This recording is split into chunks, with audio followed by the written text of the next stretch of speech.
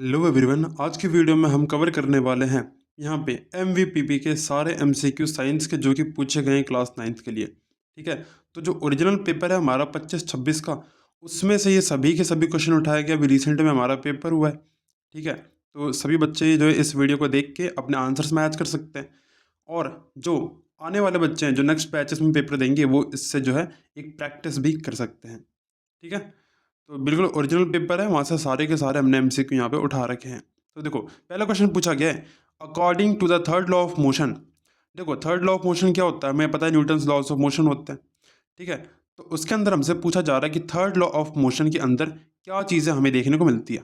ठीक है, तो basically third law of motion आपका काम कैसे करता है। तो आपको पता है एक्शन और रिएक्शन होता है थर्ड लॉ ऑफ मोशन के अंदर, नहीं पता तो जान लो। थर्ड लॉ ऑफ मोशन कहता है कि जो आप एक्शन करते हैं उसके बदले में आपको एक रिएक्शन देखने को मिलता है। ठीक है, अच्छा एक बात ध्यान रखनी कि ये दोनों जो एक्शन और रिएक्शन होते हैं ये दोनों अलग अलग ऑब्जेक्ट पे होते हैं, यानी कि एक ऑब्जेक्ट है जिसके ऊपर एक्शन होगा, तो दूसरा होगा जिसके ऊपर रिएक्शन होगा। ये बहुत इंपॉर्टेंट बात है। ठीक है, तो हमेशा ये जो डिफरेंट बॉडीज़ में होता है और अपोजिट डायरेक्शन के अंदर होता है। ठीक है, तो इसका सही आंसर क्या हो जाएगा, ऑप्शन नंबर बी हो जाएगा। अगले क्वेश्चन में कह रहा है एक फोर्स है 10 न्यूटन का। ठीक है, जो कि एक m1 मास के ऊपर लगाया जाता है, और उसको एक्सेलरेशन कितनी दी गई है, 20 मीटर पर सेकंड स्क्वायर की, और एक मास m2 है। m2 की एक्सेलरेशन कितनी है, 5 मीटर पर सेकंड स्क्वायर की है। तो एक्सेलरेशन क्या होगी अगर उन दोनों मासेस को साथ में बांध दिया जाए और उतना ही फोर्स लगाया जाए जितना पहले लग रहा था, यानी कि 10 न्यूटन। तो हमें पता होना चाहिए कि फोर्स का हमारा एक फॉर्मूला होता है। फोर्स का फॉर्मूला होता है क्या, मास इंटू एक्सेलरेशन होता है। मास इंटू एक्सेलरेशन होता है। ठीक है, अगर आपकी मैथ्स अच्छी है तो उसको इजीली कर सकते हैं। देखो, फोर्स की वैल्यू कितनी दे रखी है, 10 दे रखी है। 10 न्यूटन फोर्स की वैल्यू है। मुझे मास 1 पता है, m1। ठीक है, m1 मेरा, m1 के लिए एक्सेलरेशन कितना दे रखा है, 20 दे रखा है। तो यहाँ 20 पुट करेंगे और 20 उधर डिवाइड में चला जाएगा, तो 10/20 हो जाएगा। 10/20, 10/20 कितना होता है हमारा, ये हमारा 0.5 आ जाएगा, 0.5 आ गया। ठीक है, उसी तरीके से हम m2 के लिए निकालेंगे, सेम प्रोसेस है, m2 के लिए निकालेंगे। तो यहाँ पे एक्सेलरेशन 5 है, और 5 डिवाइड करेगा इस 10 न्यूटन के फोर्स को, तो यहाँ कितना आ जाएगा, 2 आ जाएगा। यानी कि पहला जो ऑब्जेक्ट है उसका मास 0.5 आया, और दूसरे का कितना है, दूसरे का हमारा 2 आ गया। तो 2, दोनों ऑब्जेक्ट को साथ में बांध दिया, दोनों मासेस को, तो 2 + 0.5 कितना हो गया, 2.5 हो गया। ठीक है, 2.5 हो गया, और हमसे एक्सेलरेशन पूछा गया। एक्सेलरेशन क्या हो जाएगा हमारा, एक्सेलरेशन हो जाएगा force upon mass. Force upon mass हो जाएगा एक्सेलरेशन। ठीक है, फोर्स की वैल्यू कितनी है, 10 है, और मास कितना है, 2.5 है। यानी कि 10 को डिवाइड करेंगे 2.5 से, 10 को 2.5 से डिवाइड करेंगे तो आंसर कितना आएगा हमारा, 4 मीटर पर सेकेंड स्क्वायर एक्सेलरेशन आ जाएगा। ठीक है, थर्ड क्वेश्चन के अंदर क्या रहा है, एक ऑब्जेक्ट है जिसका कि मास 20 kg का है, और वो uniform velocity 72 kilometre per hour के साथ मूव कर रहा है, तो उसका मोमेंटम निकालना है। देखो, मोमेंटम का फॉर्मूला होता है मास इंटू वेलोसिटी। मोमेंटम का फॉर्मूला होता है मास इंटू वेलोसिटी होता है, मास इंटू वेलोसिटी होता है। ठीक है, अब मास मुझे पता है 20 kg है, पर वेलोसिटी 72 किलोमीटर पर आवर दे रखी है। मुझे ऑप्शंस को ध्यान से देखना है। यहाँ पे मैं देख रहा हूँ कि केजी है, केजी है, केजी। ठीक है, तो 20 kg के साथ हमें कुछ भी छेड़छाड़ नहीं करनी, केजी का केजी रहेगा। पर मैं देख रहा हूँ किलोमीटर पर आवर को मीटर पर सेकंड के अंदर चेंज कर रखा है यहाँ पे, तो मैं इसको पहले मीटर पर सेकंड के अंदर चेंज कर सकता हूँ। कैसे चेंज करते हैं, तो देखो 72 लिखा है, इसको मीटर पर सेकंड में चेंज करने के लिए मैं इसको मल्टीप्लाई करूँगा, किससे, 5/18 से मल्टीप्लाई करूँगा। ठीक है, 5/18 से मल्टीप्लाई करते हैं मीटर पर सेकंड में चेंज करने के लिए। तो 18 से कट जाएगा कितने पे, 18 4 जा, और 4 5 से क्या होता है, 20। 4 5 से आपका 20 होता है। ठीक है, तो आपकी यहाँ पे वेलोसिटी कितनी आ गई, 20 मीटर पर सेकंड आ गई, और ऑब्जेक्ट का मास कितना है, 20 kg। तो 20 को 20 से मल्टीप्लाई करोगे तो आंसर कितना आ जाएगा, 400 kg पर मीटर सेकंड आ जाएगा। ठीक है, फोर्थ क्वेश्चन में कह रहा है एक फोर्स लगता है 40 न्यूटन का हॉरिजॉन्टल डायरेक्शन में। ठीक है, तो मान लेते हैं कोई सा ऑब्जेक्ट है जिसके ऊपर हॉरिजॉन्टल डायरेक्शन में 40 न्यूटन का फोर्स लग रहा है। अगर ये जो बॉडी है इसका वेट दे रखा है आपको 9.8 न्यूटन, 9.8 न्यूटन इसका वेट है। ठीक है, तो आपको एक्सेलरेशन निकालना है। एक बात ध्यान रखना यहाँ पे, देखो जी की वैल्यू 9.8 मीटर पर सेकंड स्क्वायर है, ये क्यों बता रखी है हमें। देखो, वेट का फॉर्मूला होता है, वेट का एक फॉर्मूला होता है। तो वेट का फॉर्मूला हमसे क्या कहता है, वेट का फॉर्मूला हमसे कहता है कि जो वेट होता है हमारा, वो होता है हमारा mass into acceleration due to gravity. ठीक है, वेट होता है हमारा mass into acceleration due to gravity होता है। तो यहाँ पे देखो क्या मुझे मास पता है नहीं पता, लेकिन एक्सेलरेशन ड्यू टू ग्रेविटी की वैल्यू 9.8 है और पूरा वेट मुझे 9.8 दे रखा है, पूरा वेट 9.8 दे रखा है। तो अगर मैं जी की वैल्यू 9.8 पुट कर दूँ, उसको उसको किससे मल्टीप्लाई करूँ कि 9.8 न्यूटन वेट आ जाए, तो 1 से मल्टीप्लाई करूँगा। इसका मतलब मास कितना हो जाएगा, मास की वैल्यू 1 हो जाएगी। समझ आ रहा है, मास की वैल्यू कितनी हो जाएगी हमारी, 1 आ जाएगी। अब हमसे पूछा गया एक्सेलरेशन, तो देखो यार अब एक्सेलरेशन हम इजीली निकाल सकते हैं। कैसे, क्योंकि force equal to mass into acceleration होता है, force equal to mass into acceleration होता है ना, ठीक है। और फोर्स मुझे पता है, फोर्स कितना है मेरा, फोर्स मेरा 40 है, फोर्स मेरा कितना है, फोर्स मेरा 40 आ चुका है, ठीक है। इसको मैं क्या करूँगा, डिवाइड करूँगा किससे, मास से, मास कितना है, 1 है, ठीक है। तो एक्सेलरेशन कितना आ जाएगा, 40 मीटर पर सेकंड स्क्वायर आ जाएगा, ठीक है। सिमिलर क्वेश्चन है ऐसा ही जैसे सेकंड था, थोड़ा सा बस डिफरेंस है इसके अंदर, क्या इसमें वेट का कॉन्सेप्ट ऐड हो गया है। तो हमें पता होना चाहिए वेट, जब भी हम वेट देखते हैं अपना, तो वेट के अंदर हमारी acceleration due to gravity already included होती है, ठीक है। फिफ्थ क्वेश्चन के अंदर क्या रहा है, एक 20 kg का सब्सटेंस ए है जो कि 90 सेंटीमीटर क्यूब जगह को कवर करता है, ठीक है। और 5 kg का है दूसरा सब्सटेंस बी है जो कि 20 सेंटीमीटर क्यूब जो है कवर करता है।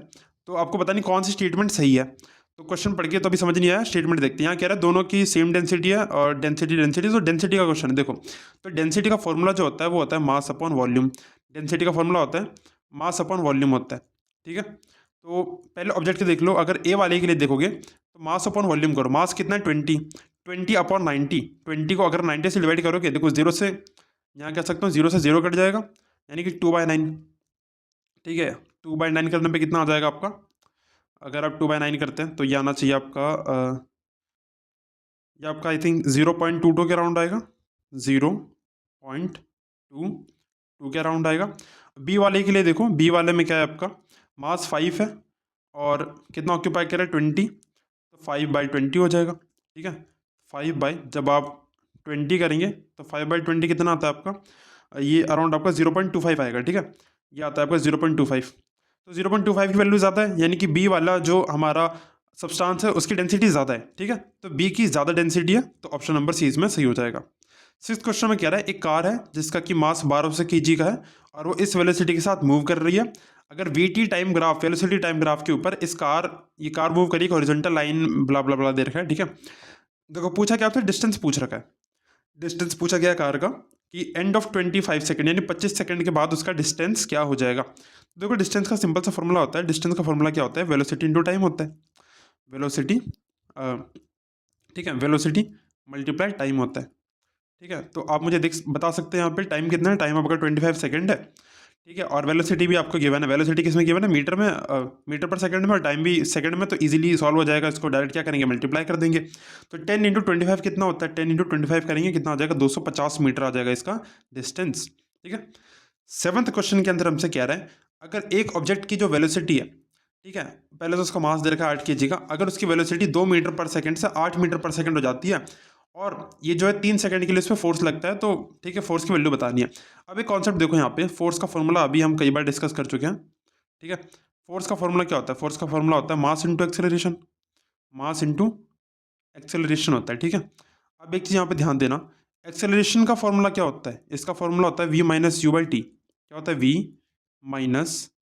u/t होता है, ठीक है। तो अब देखो यहाँ पे, क्या मैं एक ही जगह पे v - u/t नहीं ले सकता, लिख सकता हूँ।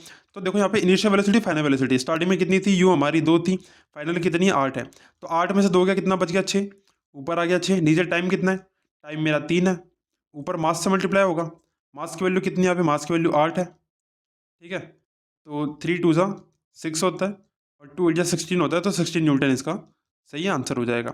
एट्थ क्वेश्चन में क्या रहा है, एक फील्डर है, फील्डर क्या करता है, अपने हाथों को पीछे लेके आता है जब एक बॉल को कैच कर रहा होता है।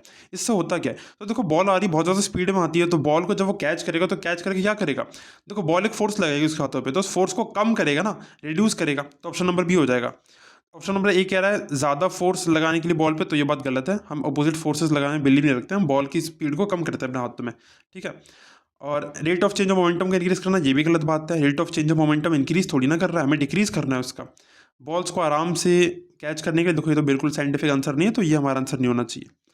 नाइन्थ क्वेश्चन हमसे क्या रहा है, एक 400 मीटर लंबी ट्रेन है, ठीक है, जो कि 72 किलोमीटर पर आवर की स्पीड से जा रही है और एक खंबे को पार करती है, तो कितने टाइम में करेगी यहाँ पे। ठीक है। तो देखो बहुत सिंपल है, 400 मीटर दे रखा है, उसके अलावा 72 किलोमीटर पर आवर है, पर यहाँ पे चीज़ें हमारी मिनट के अंदर है। तो हम एक काम कर सकते हैं, ये 72 किलोमीटर पर आवर को मीटर पर सेकंड में चेंज कर सकते हो, तो हम ऊपर कर चुके थे पहले, तो मैं दोबारा नहीं करूँगा। 20 आएगा, 20 मीटर पर सेकंड। ठीक है। और हमें क्या दे रखा है, डिस्टेंस दे रखा है, तो टाइम निकालना है। डिस्टेंस कितना है, 400। ठीक है। नीचे स्पीड कितनी है हमारी, स्पीड हमारी 20 है। डिवाइड कर देंगे, कितना आ जाएगा हमारा 20 सेकंड, आंसर आ जाएगा टाइम इसका। 10th क्वेश्चन के अंदर कह रहा है ग्रेविटेशनल फोर्स लगता है हमारा सन और अर्थ के बीच में। ठीक है। तो ग्रेविटेशनल फोर्स जो लगता है वो किस तरीके से एक्ट करता है, तो मैग्नेटिक फोर्स तो बिल्कुल नहीं हो सकता, इलेक्ट्रिकल फोर्स भी नहीं हो सकता। तो इन दोनों के अंदर कंफ्यूजन है, सेंट्रीपिटल और सेंट्रीफ्यूगल। तो देखो ये हमारी जो अर्थ है, ये एक ऑर्बिट के अराउंड जो है, ऑर्बिट में घूमती है सन के आसपास। ठीक है, कुछ इस तरीके से। तो देखो बाहर की तरफ जो फोर्स लगता है वो होता है सेंट्रीफ्यूगल, और अंदर की तरफ जो लगता है वो होता है सेंट्रीपिटल। ठीक है। तो बिटवीन सन एंड अर्थ के बीच में कौन सा लग रहा है यहाँ पे, सेंट्रीपिटल लग रहा है, तो सेंट्रीपिटल इसका सही आंसर हो जाएगा। ठीक है। सेंट्रीफ्यूगल बाहर की तरफ लगता है। अगला क्वेश्चन है, वेलोसिटी मैक्सिमम हाइट पे कितनी होगी। मान लो एक कोई ऑब्जेक्ट है, आपने उसको ऊपर थ्रो किया, एक वो सबसे टॉप हाइट पे पहुंच गया, तो टॉप हाइट पे उसकी वेलोसिटी कितनी होगी अपवर्ड मोशन के अंदर। तो देखो कोई भी चीज़ जब सबसे ऊपर पहुंच जाती है, इस पॉइंट पे आके मान लो इस कुछ वेलोसिटी के साथ वो जा रहा था, तो इस टॉप पॉइंट पे आके वो रुक जाएगा, रुकेगा ना। एक समय पे क्या होगा, पॉइंट वहां पे जाके कोई सा भी ऑब्जेक्ट जाके पॉज करेगा, रुक जाएगा, और फिर नीचे गिरना शुरू करेगा। यानी उस टॉप जो मैक्सिमम हाइट है, मैक्सिमम हाइट पे उसकी वेलोसिटी कितनी होगी, वेलोसिटी कुछ नहीं होती मैक्सिमम हाइट पे, यानी कि आंसर क्या हो जाएगा इसका, 0 हो जाएगा। ठीक है। 12th क्वेश्चन कह रहा है, एक बस जो है सडनली चलना शुरू कर देती है, तो पर्सन जो बैठा हुआ था उसके अंदर वो किस डायरेक्शन में गिरेगा, आगे गिरेगा, पीछे गिरेगा, कैसे गिरेगा। तो देखो मान लो ये बस है, ठीक है, उसके अंदर ये व्यक्ति बैठा हुआ है। ठीक है। तो ये बैठा हुआ व्यक्ति, अब होगा क्या, बस मान लो इस डायरेक्शन में चलना शुरू करती है। ठीक है। तो नीचे से उसकी बॉडी इस तरफ को जाएगी, पर अब क्योंकि उसकी बॉडी अचानक से नीचे को इस तरफ से जा रही है, तो ऊपर से वो पीछे की तरफ गिरेगा, है ना। तो इसका आंसर क्या हो जाएगा, बैकवर्ड डायरेक्शन हो जाएगा, सिंपल। 13th क्वेश्चन कह रहा है, अगर सन और अर्थ के बीच का जो ग्रेविटेशनल फोर्स है, ठीक है, अगर उसको आधा कर दिया जाए ओरिजिनल के मुकाबले, तो क्या चेंजेस देखने को मिलेंगे ग्रेविटेशनल फोर्स के अंदर। तो इसका फॉर्मूला आपको आता हो या ना आता हो, सबसे इजी बात हमें ध्यान रखनी है कि ग्रेविटेशनल फोर्स जो होता है हमारा, वो हमारा इन्वर्सली प्रोपोर्शनल होता है स्क्वायर ऑफ द डिस्टेंस के, यानी कि जो भी बीच में डिस्टेंस होता है उसके स्क्वायर के इन्वर्सली प्रोपोर्शनल होता है। हमसे कह रहा है हमने उस डिस्टेंस को आधा कर दिया है, यानी इस आर को हाफ कर दिया है। ठीक है। तो मैं कह सकता हूँ कि जो मेरा एफ था, ठीक है, वो डायरेक्टली प्रोपोर्शनल होता है 1 बाय, तो 1 बाय हमने क्या किया, इस आर को आधा कर दिया। आर स्क्वायर होता है, तो आर का आधा यानी कि कितना हो गया, आर स्क्वायर अपॉन आधा किया, दो, दो का स्क्वायर क्या हो जाएगा, दो का स्क्वायर हमारा 4 हो जाएगा। तो मैं क्या देख पा रहा हूँ यहाँ पे, एक सेकेंड, इसको थोड़ा ऐसे नहीं लिखना था हमें। तो मैं यहाँ पे देख पाऊंगा कि जब हम इसको सॉल्व करेंगे तो मेरा 4 टाइम्स हो जा रहा है। ठीक है। ग्रेविटेशन फोर्स मेरा 4 टाइम्स जा रहा है, सिंपल है। अगर देखो यार आधा कर दिया तो आधा, फिर इसका स्क्वायर करेंगे तो 4 आ जाएगा, तो 4 टाइम्स हमारा ग्रेविटेशन फोर्स बढ़ जाएगा। ठीक है, सिंपल है। अब देखो ना, मान लो दो ऑब्जेक्ट है, सन है और ये अर्थ है। ठीक है। अगर इनके बीच का डिस्टेंस मैंने कम कर दिया, डिस्टेंस ही अगर आधा कर दिया, तो फोर्स ज़्यादा लगेगा, फोर्स बढ़ जाएगा। तो कितने टाइम्स बढ़ जाएगा, 4 टाइम्स बढ़ जाएगा, क्योंकि हमारा डिस्टेंस का स्क्वायर होता है। ठीक है, डिस्टेंस का स्क्वायर होता है, हम याद कर सकते हैं इसको, मतलब समझ सकते हैं। अब देखो 14th क्वेश्चन के अंदर क्या कह रहा है, 14th क्वेश्चन में कह रहा है जब हम आयरन और सल्फर को हीट करते हैं तो एक ब्लैक कंपाउंड बनता है। ब्लैक कंपाउंड क्या बनता है, देखो आयरन, आयरन तो आयरन रहेगा। सल्फर क्या होता है, सल्फर जलने के बाद क्या बन जाता है, सल्फाइड बन जाता है। तो आयरन सल्फाइड इसका सी आंसर हो जाना चाहिए, सिंपल है। ठीक है। अच्छा देखो आयरन ऑक्साइड क्या है, आयरन ऑक्साइड जब होता है जब सिर्फ आयरन को जलाते, क्योंकि कोई भी चीज़ ऑक्सीजन की प्रेजेंस में जलती है तो ऑक्साइड लग जाता है। लेकिन यहाँ पे आयरन सल्फाइड होना चाहिए, क्योंकि यहाँ पे सल्फर को साथ में जो है मिक्सचर में यूज़ किया गया है। ठीक है। 16th क्वेश्चन कह रहा है, तो स्लोली स्लोली जो प्रोसेस होता है हमारा डेड वेजिटेशन को कोल में कन्वर्ट होने वाला, जो ऑटोमेटिकली होता है। ठीक है। तो इस प्रोसेस को क्या बोलते हैं, इस प्रोसेस को कार्बनाइजेशन बोलते हैं। कार्बनाइजेशन बोलते हैं। ठीक है। रिफाइनिंग नहीं होता, डिकम्पोजिशन नहीं होता और फॉसिलेशन भी नहीं होता, इसका सही आंसर क्या, कार्बनाइजेशन। 16th क्वेश्चन कह रहा है, एलिमेंट्स हमारे प्रेजेंट होते हैं क्विक लाइम के अंदर, कौन कौन से। तो क्विक लाइम जो होता है हमारा वो होता है कैल्शियम ऑक्साइड, ये होता है कैल्शियम ऑक्साइड, CaO होता है। ठीक है। तो कैल्शियम ऑक्साइड होता है, कैल्शियम ऑक्साइड में क्या क्या होता है, एक तो कैल्शियम होगा और ऑक्सीजन होगा, तो ऑप्शन नंबर सी इसका सी आंसर आ जाएगा। 17th क्वेश्चन के अंदर कह रहा है एवरेज एटॉमिक मास लिया हमने। ठीक है। एक, ठीक है, सिंपल है, एलिमेंट एक्स है जिसका कि एवरेज एटॉमिक मास कितना आ रहा है, 16.2 आ रहा है। तो उसके अंदर मतलब ठीक है, अब जो एलिमेंट है ना, उस एलिमेंट के दो आइसोटॉप्स लिए गए हैं, एलिमेंट के दो आइसोटॉप लिए गए हैं। तो आपको बताना है कौन सा वाला ज़्यादा है कौन सा वाला कम है। तो देखो यहाँ पे एवरेज जो है 16.2 आ रहा है, तो यहाँ पे देख सकता हूँ इसका कितना एटॉमिक मास होना है, 16 होना है। तो 16 में देख रहा हूँ, 16 इसके काफ़ी ज़्यादा नियर है। यानी जो पहला वाला मेरा जो एटॉमिक मास है, सॉरी पहला वाला जो हमारा एलिमेंट है वो हमने ज़्यादा जो है मात्रा में लिया होगा, तो पहला वाला हमेशा ज़्यादा मात्रा में होना चाहिए। तो 10% इसमें पहले कम लिखा है तो ये नहीं हो सकता, इसमें 20% कम है, ये नहीं हो सकता। 90-10 और 80-20 में से आंसर हो सकता है मेरा, ठीक है। और मैं देख पा रहा हूँ 16 वेरी नियर टू 16.2 है, यानी अजम्पशन के अकॉर्डिंग 90% और 10% इसका आंसर लगा सकता हूँ, ठीक है। अब इसको ऐसे ही करिए, ज़्यादा फायदे में रहेंगे। अगर इसको सॉल्व करने जाएंगे तो काफ़ी ज़्यादा टाइम कंज्यूमिंग है ये, ठीक है। तो इसका देखो सोल्यूशन किस तरीके से करेंगे फिर भी बता देता हूँ आपको। तो इसको सॉल्व करने के लिए एक फॉर्मूला यूज़ करेंगे हम, जो कि क्या होगा हमारा कि हम मास ऑफ 1 ले लेंगे, ठीक है। पहले वाले का मास लेंगे, ठीक है, और उसको ऐड करेंगे दूसरे वाले के साथ, किसी दूसरे वाले के साथ ऐड करेंगे, ठीक है। m2 के साथ करेंगे और क्या लेंगे इंटू में, हम इंटू में लेंगे 100 माइनस एक्स लेंगे, क्योंकि कोई भी चीज़ 100% होती है तो उसमें से हम कुछ एक्स ले चुके हैं पहले से, तो उसमें से 100 माइनस एक्स करेंगे। और क्योंकि हम एवरेज निकाल रहे हैं, ठीक है, एवरेज पूरा, तो इसको 100 से डिवाइड करते हैं। ये इसका पूरा फॉर्मूला होता है, इससे मैक्स की वैल्यू निकाल सकते हैं, बट ये सब करने में बहुत ज़्यादा टाइम लगेगा आपका। आपको इजी तरीका हो सकता है कि आप इस तरीके से एवरेज लगा के पता कर सकते हैं अप्रोक्सीमेटली, तो आंसर आप ये जो मार्क कर सकते हैं। 118 क्वेश्चन के अंदर क्या है, वैलेंस इलेक्ट्रॉन कितने होते हैं, ठीक है, सल्फर के आयन में। तो देखो -2 का मतलब होता है कि उसने 2 इलेक्ट्रॉन गेन कर लिए, 2 इलेक्ट्रॉन क्या किए, गेन किए। तो पहले कितने इलेक्ट्रॉन थे उसमें, 6 थे। अब कितने गेन कर लिए उसने, 2 गेन कर लिए, तो 6 और 2 कितना हो जाएगा, 8 हो जाएगा। 19th क्वेश्चन के अंदर रदरफोर्ड की जो अल्फा पार्टिकल्स का स्कैटरिंग एक्सपेरिमेंट था, उसकी मदद से किसकी डिस्कवरी हुई थी, तो उससे डिस्कवरी हुई थी हमारी एटॉमिक के न्यूक्लियस के, जो उन्होंने गोल्ड फॉइल का एक्सपेरिमेंट किया था, ठीक है। जब वो अल्फा पार्टिकल्स को क्या कर रहे थे, अल्फा पार्टिकल्स को लगातार उस पर फायर कर रहे थे। कॉलोइडल सॉल्यूशन के एग्जाम्पल दे रखे हैं, ठीक है। इमल्शन के अंदर mud milk of magnesia, mud हो गया और मिल्क ऑफ मैग्नीशिया। जल के अंदर फेस क्रीम मिल्क सॉल्ट अंदर, ठीक है, ब्ला ब्ला ये सब दे रखा है। तो हमें क्या करना है, इसको करेक्टली मैच करना है, ठीक है। तो करेक्टली मैच कर सकते, देखो एरोसोल क्या होता है, एरोसोल, एरोसोल के अंदर हमारा क्लाउड, मिस्टर फॉग, ये हमारा डी वाला तो बिल्कुल सही, तो डी का 4 ऑप्शन होना चाहिए, जो कि तीनों के अंदर देखने को मिल रहा है। तो ये वाला तो ऑप्शन नहीं हो सकता, डी वाला इतना मुझे कंफर्म हो गया। अब मैं क्या देखता हूँ ए के लिए, देखो इमल्शन, देखो इमल्शन जो होता है, ठीक है, इमल्शन के अंदर हमारा किसमें आपने सुना होगा, मतलब जो मिल्क्स वगैरह होते हैं उसका इमल्शन होता है, ठीक है। तो ए का सेकंड होना चाहिए, ए का सेकंड जिसमें वही आंसर होना चाहिए, नहीं ये भी आंसर नहीं होगा। अब मैं चेक कर सकता हूँ बी के लिए, बी पे क्या लिखा है, जेल लिखा है। अब बताओ जेल क्या होती है मेरी, जेल टाइप मुझे क्या देखने को मिलता है, जेल टाइप हो सकता है मेरा, लाइक जैसे जली हो गई, बटर हो गया, चीज़ हो गया, ठीक है, ये हमारा जेल टाइप हो सकता है। तो इससे हम जो है इसका आंसर लगा सकते हैं, कॉलोइडल सॉल्यूशन वाले का क्या हो जाना चाहिए, अगर इस बी का अगर थर्ड है तो हमारा ऑप्शन नंबर बी हो जाना चाहिए इसका सही आंसर, ठीक है। 21 क्वेश्चन के अंदर कह रहा है, एक सिटी है जो कि अपने वहाँ पे एयर पोल्यूशन को कम करना चाहती है, जो कि व्हीकल्स की वजह से होता है, तो उसको क्या प्रमोट करना चाहिए यूज़ करने के लिए। देखो व्हीकल्स के अंदर सीएनजी इंस्टॉल करवा दो, ठीक है, तो सीएनजी इसका सही आंसर हो जाएगा। सीएनजी की फुल फॉर्म होती है compress natural gas. 22nd question के अंदर कह रहा है, कुछ स्टेटमेंट दे रखी है, इवेपोरेशन की वजह से कूलिंग होती है, बिल्कुल बात सही है। लेटेंट हीट ऑफ वेपराइजेशन की वजह से हीट एनर्जी जो मतलब इसमें क्या होता है, रिक्वायर्ड होती है, जो कि 1 किलोग्राम सॉलिड को चेंज करती है लिक्विड में। क्या इसको लेटेंट हीट ऑफ वेपराइजेशन बोलते हैं, नहीं ये बात गलत है, क्योंकि इसको लेटेंट हीट ऑफ फ्यूजन बोलते हैं, ठीक है। तो स्टेटमेंट 2 गलत है। स्टेटमेंट 3 कह रहा है, boiling is a bulk phenomenon while evaporation is a surface phenomenon, बिल्कुल ठीक है। इवेपोरेशन हमारा एक सरफेस पे होता है, ठीक है, और बॉइलिंग हमारा एक बल्क फेनोमेनन है, ये बात बिल्कुल ठीक है, ठीक है। तो स्टेटमेंट 1 एंड थर्ड हमारी करेक्ट हो जाएगी। 23rd क्वेश्चन के अंदर कह रहा है, एक सॉल्यूशन है जिसके अंदर 60 ग्राम कॉमन सॉल्ट है 520 ग्राम वाटर के अंदर, तो कंसंट्रेशन आपको निकालना है मास बाय मास के अंदर। तो देखो टोटल सॉल्यूशन कितना हो जाएगा, 60 + 520 कितना हो जाएगा, 580, 580 हो जाएगा आपका टोटल सॉल्यूशन, ठीक है। 580 में से कितना हमें लेना है, 60 लेना है, इसका कंसंट्रेशन बताना है।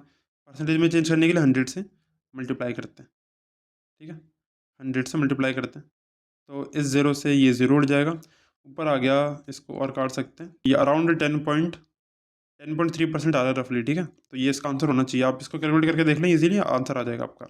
24th क्वेश्चन के अंदर क्या रहा है, इसमें से कौन सा टिंडल इफेक्ट को शो करता है, ठीक है। सॉल्ट सॉल्यूशन नहीं करता है, इथेनॉल इन वाटर भी नहीं करता, कॉपर सल्फेट सॉल्यूशन बिल्कुल नहीं, इसका सही आंसर है स्टार सॉल्यूशन, क्योंकि स्टार सॉल्यूशन जो होता है वो आपका एक टाइप का क्या होता है, कॉलोइड होता है, और कॉलोइड क्या होते हैं, आपके टिंडल इफेक्ट को शो करते हैं, ठीक है। 25th क्वेश्चन के अंदर क्या रहा है, अमोनियम सल्फेट का करेक्ट फॉर्मूला क्या हो जाएगा। तो देखो अमोनियम सल्फेट जो होता है आपका, 26 क्वेश्चन कह रहा है, टिंचर ऑफ आयोडीन के अंदर एंटीसेप्टिक प्रॉपर्टीज होती हैं। टिंचर ऑफ आयोडीन जो है किस चीज़ का मिक्सचर होता है, तो टिंचर ऑफ आयोडीन जो होता है वो आयोडीन इन एल्कोहल का मिक्सचर होता है।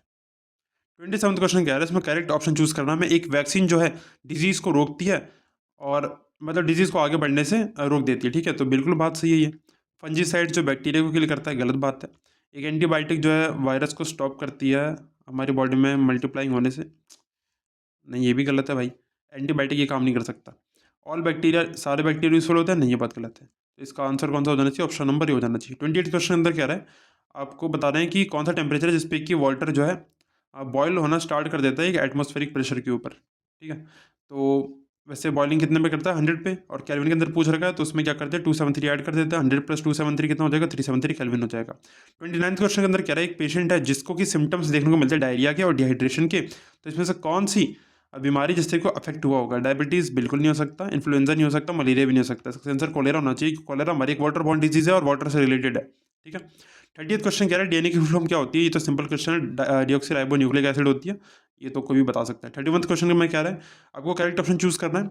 बर्ड्स के अंदर इंटरनल फर्टिलाइजेशन होता है, बिल्कुल सही बात है। क्या फ्रॉग्स के अंदर इंटरनल फर्टिलाइजेशन होता है? ये गलत है।